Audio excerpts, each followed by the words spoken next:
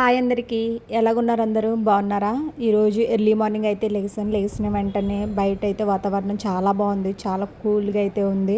Brush అయితే చేశాను. చేసిన తర్వాత కిచెన్ రూమ్లోకి వచ్చి పొయ్యి అయితే శుభ్రంగా క్లీన్ చేస్తున్నాను. అలాగే గుమ్మాలు అయితే తుడిచేస్తున్నాను. పొద్దున్న మాటలో లేచిన వెంటనే బ్రష్ చేసిన తర్వాత పాస్ గుమ్మాలు అయితే తుడుచుకోవాలి, శుభ్రంగా ఉంచుకోవాలి. మా పిల్లలు అయితే ఇంకా లేగలేదు. వాళ్ళు లేసే టైం అయితే ఇంకా ఉంది. లేసారంటే మాత్రం నన్ను ఏ పని చేసుకొనివ్వరు. అమ్మ అది కావాలి ఇది కావాలని అడుగుతూనే ఉంటారు. వాళ్ళు ఆడుకునే బొమ్మలు అయితే ఎక్కడ పడితే అక్కడ ఉంటాయి. అవన్నీ సర్దుకుని గుమ్మాలన్నీ నీట్గా తుడుచుకుని అయితే రావాలి. నాకు చాలా టైమే తీసుకుంటుంది మొత్తం అంతా ఇల్లు తుడవడానికి. ఈరోజైతే చాలా చీకటిగా ఉంది. నేను చాలా త్వరగానే లేసాను. 4:30కి అయితే లేచిపోయాను. నిద్ర అన్నది పట్టలేదు. కానీ ఇంకా లేచిన తర్వాత కొంచెం బద్ధకంగా అసలు పడుకుంటాను. 5 ఆ టైంకి అయితే లేస్తాను. కానీ కొంచెం లేచిన వెంటనే మళ్ళీ ఈరోజు పప్పు అయితే నానేసాను. అవన్నీ రుబ్బి గారెలు వేయాలి. కోడికూర చిల్లిగారి చాలా బాగుంటుంది. ఈరోజు మా బ్రేక్ఫాస్ట్ అయితే ఇదే. పిల్లలకైతే కొత్తిమీర చట్నీ చేస్తాను గారెల్లోకి. మాకైతే చికెన్ కర్రీ. శుభ్రంగా గుమ్మాలు అయితే లోపలైతే తుడిసేసాను. ఇప్పుడు బయట అయితే క్లీన్ చేస్తున్నాను. మాకు ఇంట్లోకి చాలా డస్ట్ అయితే వచ్చేస్తుంది. ఎన్నిసార్లు తుడిసినా ఇల్లు అయితే మాత్రం మళ్ళీ డస్ట్ అన్నది వచ్చేస్తుంది. ఎందుకో తెలియదు కానీ, అంటే మాకు కొంచెం రోడ్డు దగ్గరే. అందువల్ల పెద్ద పెద్ద వెహికల్స్ గట్రా వెళ్ళినప్పుడు దుమ్మంతా లేసి ఇంట్లోకి అయితే డైరెక్ట్గా వచ్చేస్తుంది. అప్పటికి నేను బయట మెస్ డోర్ అయితే వేస్తాను కానీ లోపల డోర్ అయితే వేయను. కానీ అయినా సరే అందులో నుంచే డస్ట్ అన్నది వచ్చేస్తుంది. బయట అయితే శుభ్రంగా తుడుచుకునేస్తున్నాను. శుభ్రంగా తుడిచేసిన తర్వాత కలాపు కింద వాటర్ అయితే జల్లి ముగ్గు అయితే పెట్టాలి. ఎందుకంటే ఈరోజు మంగళవారం ఒకటి ఖచ్చితంగా మంగళవారం శుక్రవారం రోజున కడిగి ముగ్గు అయితే పెట్టుకోవాలి. ఎవ్రీడే పెట్టుకోవచ్చు, కుదరకపోతే మంగళవారం శుక్రవారం అయినా పెట్టుకోవచ్చు. నేను వాటర్ అయితే అటుపక్క నుంచి అయితే తెచ్చుకోవాలి. కొంచెం వెనక నుంచి, ఇక్కడ ఎదరేమి ట్యాప్ ఉండదు, ఓన్లీ వెనకాల నుంచి మాత్రమే తెచ్చుకుని గుమ్మాలు అయితే కడుగుతున్నాను. కడిగిన తర్వాత ముగ్గు పెట్టి ఉంచితే మాత్రం చాలా బాగుంటుంది. ఇల్లు నీట్గా ఉన్న ఫీలింగ్ అయితే వస్తుంది నాకు. ప్రతిరోజు నేను ఇలాగే చేస్తాను. అంటే కుదరలేని రోజున మాత్రం ఇంకేం చేయలేను. ఈరోజు అయితే శుభ్రంగా కడిగేసాను. ఎంత త్వరగా లేసినా ఒక్కొక్కసారి టైం అన్నది చాలా ఫాస్ట్గా పరిగెట్టేస్తుంది. పనులు మాత్రం ఎక్కడికక్కడ అలా ఆగిపోతాయి. ఎంత త్వరగా ఫాస్ట్గా చేసుకున్నా సరే ఆ పనులు అయితే అలాగే ఉండిపోతాయి. నేను చాలాసార్లు అంటే చాలా ఫాస్ట్గా ఈరోజు ఈ టైంలోకి ఈ పని అయితే చేసుకోవాలని అనుకుంటాను. కానీ టైం అయితే అయిపోతుంది కానీ ఆ పని అలాగ పెండింగ్లో ఉండిపోతుంది. అలా చాలాసార్లు జరిగింది నాకైతే. నేను ఇప్పుడు ఈరోజు చాలా ఎర్లీగా లేసాను. అయినా సరే టైం అయితే 6 దాటేసింది. పని అయితే ఎక్కడికక్కడ ఆగిపోయి ఉంది. ఇప్పుడు నేనైతే టిఫిన్ అయితే ప్రిపేర్ చేయాలి. పప్పు కడిగి గ్రైండర్లో వేసి పిల్లలకి ఫస్ట్గా టిఫిన్ అయితే పెట్టేయాలి. నేను ఎంత త్వరగా టిఫిన్ చేసి పెట్టినా సరే మా పిల్లలు అయితే చాలా తినడానికి అయితే చాలా టైం తీసుకుంటారు. పిల్లలు అన్నాక అలాగే తింటారు అనుకోండి. కాకపోతే ఓ పక్కన వాళ్ళకి లంచ్ బాక్స్ ప్రిపేర్ చేయాలి, టిఫిన్ ప్రిపేర్ చేయాలి, మళ్ళీ వాళ్ళని తయారు చేసి స్కూలు పంపాలి. అంటే మాత్రం వాళ్ళు కొంచెం ఫాస్ట్గా టిఫిన్ తినేస్తే మనకి వాళ్ళతో డిస్కషన్ చేయకుండా చక్కగా మన పని మనం చేసుకోవచ్చు. వాళ్ళని కూడా స్కూల్కి అయితే చాలా త్వరగా పంపించేయచ్చు. వాకిట్లో ముగ్గు అయితే పెట్టేశాను. ఇప్పుడు పప్పు అయితే కడుగుతున్నాను. రాత్రి అయితే నానబెట్టాను మినపప్పు. గార్లీ వేద్దాం ఈరోజు టిఫిన్కి అని. ఇదైతే శుభ్రంగా పొట్టు అయితే తీసేస్తున్నాను. అమ్మాళ్ళ ఇంటి దగ్గర నుంచి ఒక నాటుకోడి అయితే తెచ్చుకున్నాము. అది ఈరోజు అయితే వండుతున్నాము. నాటుకోడి చిల్లిగారి చాలా బాగుంటుంది.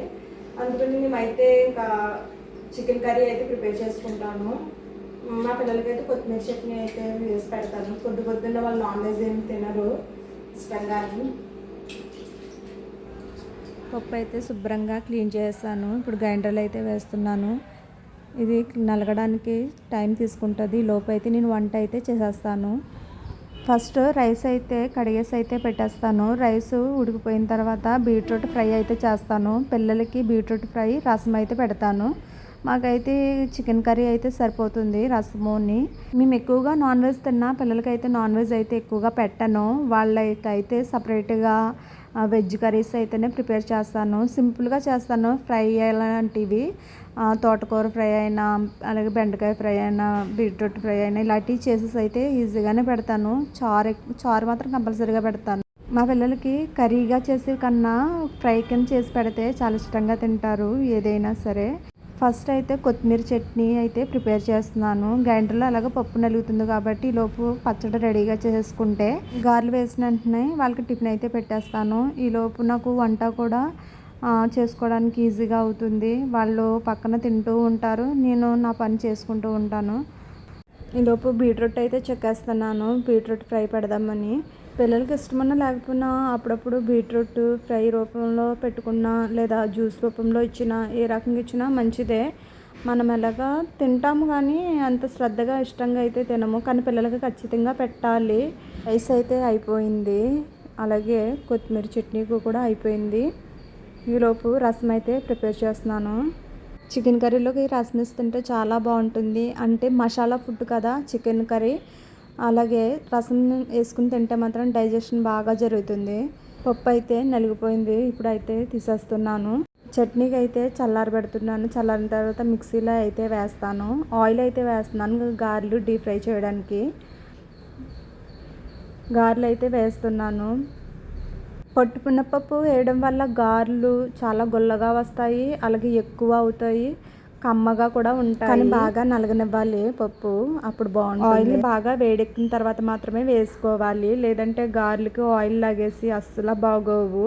తర్వాత లైట్గా కొంచెం గారెలు వేసిన తర్వాత లైట్గా కొంచెం గ్యాస్ మంట తగ్గించుకుని వేగనిస్తే మాత్రం చాలా బాగుంటుంది.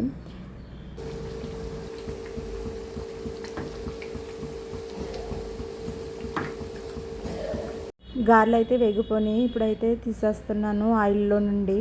చట్నీ అయితే మిక్సీ పెట్టేశాను, ఇప్పుడు ఒక గిన్నెలోకి అయితే వేస్తున్నాను. కొత్తిమీర చట్నీ చాలా బాగుంటుంది, తాలింపు పెట్టుకోవాలి. తాలింపు పెట్టుకోకపోయినా బాగానే ఉంటుంది, కానీ పోపు వేయడం వల్ల కమ్మగా ఉంటుంది, అక్కడక్కడ పప్పులు తగలడం వల్ల. ఈలోపు నేను బీట్రూట్ ఫ్రైకి అయితే పోపులు వేపుతున్నాను. పోపులు అయితే వేగిపోయి ఇప్పుడు కోరిన బీట్రూట్ అయితే వేస్తున్నాను. కొంచెం లో ఫ్లేమ్లో 10 నిమిషాల పాటు మగ్గనిస్తాను. ఈ లోపు మా పిల్లలకి స్నానం అయితే చేయించేస్తాను. మా అమ్మగారు అయితే ఒక నాటుకోడి అయితే ఇచ్చారు, దాన్ని ముక్కల కింద కట్ చేయించుకుని అయితే తెచ్చుకున్నాము. ఇప్పుడు మా పిల్లలకైతే టిఫిన్ అయితే పెట్టేస్తున్నాను, స్నానం చేయించేసాను. ఇప్పుడు టిఫిన్ అయితే పెడుతున్నాను.